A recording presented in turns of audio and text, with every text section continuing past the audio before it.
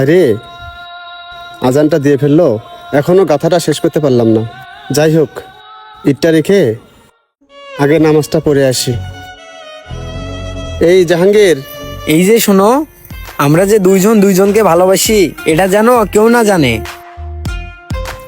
দেখছো শাকিব খান, এর কাজের কোনো আগাও নাই গোড়াও নাই। ও কাজটা ঠিকঠাক মতো না করেই নামাজে চলে গেল। এভাবে কাজ করলে চলবে?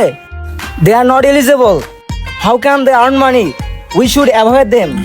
ও ভাই, আপনি তো ভালো শিক্ষিত, চাকরি বাকরি বাদ দিয়ে এইসব কাজ করেন কেন? বর্তমান সমাজে তো শিক্ষিতদের কোনো মূল্যই নাই। এই জন্য ফ্যামিলির ক্রাইসিসের কারণে বাধ্য হয়ে এসব কাজ করতেছি।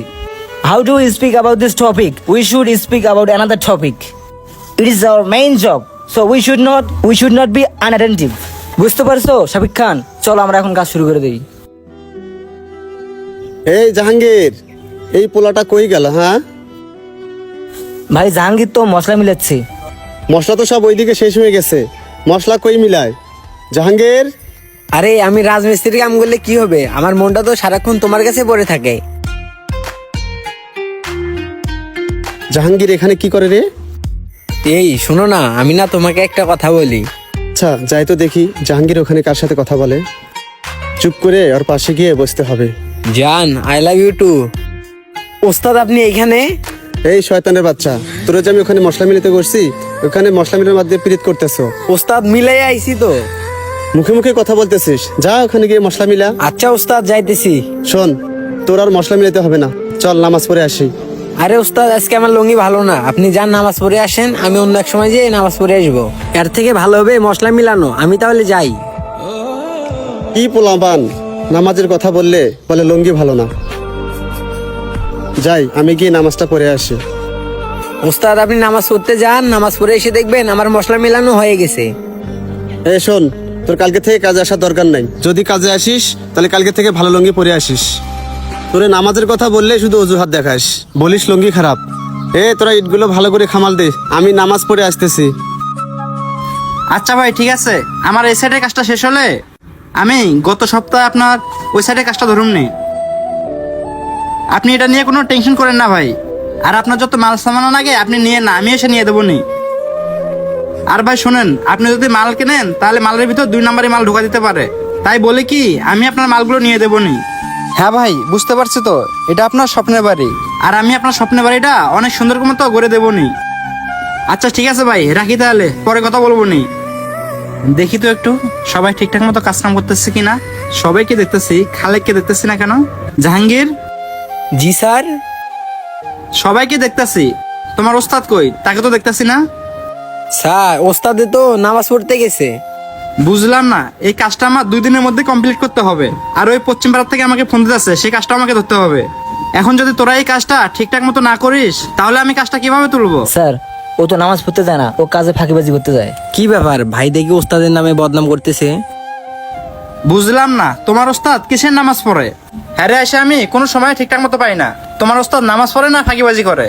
আর আজান দিলে কি দৌড় মেরে হ্যাঁ মসজিদে যাইতে হবে? নামাজ পড়ার সময় কি আজান দেওয়ার পরে জায়গা?